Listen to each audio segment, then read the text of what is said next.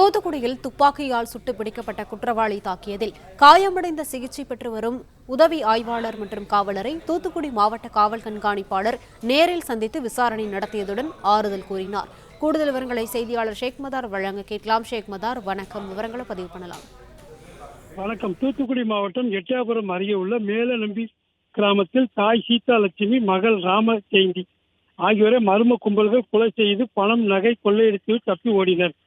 இதைத் தொடர்ந்து குற்றவாளியை பிடிக்க மாவட்ட காவல் கண்காணிப்பாளர் அல்பர்ட் ஜான் 9 தனிப்படைகள் அமைக்க உத்தரவிட்டார். இதைத் தொடர்ந்து தனிப்படைகள் தீவிரமாக தேடி வந்த நிலையில் கீழையிறால் வடமாலைப்புறம் காட்டுப்பகுதியில் ட்ரோன் கேமரா மூலம் தீவிரமாக கண்காணித்து குற்றவாளியை தேடும் பணியில் ஈடுபட்டனர். இன்று அதிகாலையில் தனிப்படை உதவி ஆய்வாளர் முத்துராஜ் மற்றும் போலீசார் ஆய்சன் அவரு அந்த காட்டுப்பகுதியில் தேடிய போது குற்றவாளியை பிடிக்க முயன்ற போது குற்றவாளி முனீஸ்வரன் இவர்களை அருவாளால் தாக்கிவிட்டு தப்பி ஓட முயன்ற போது காலில் சுட்டு பிடித்தனர்.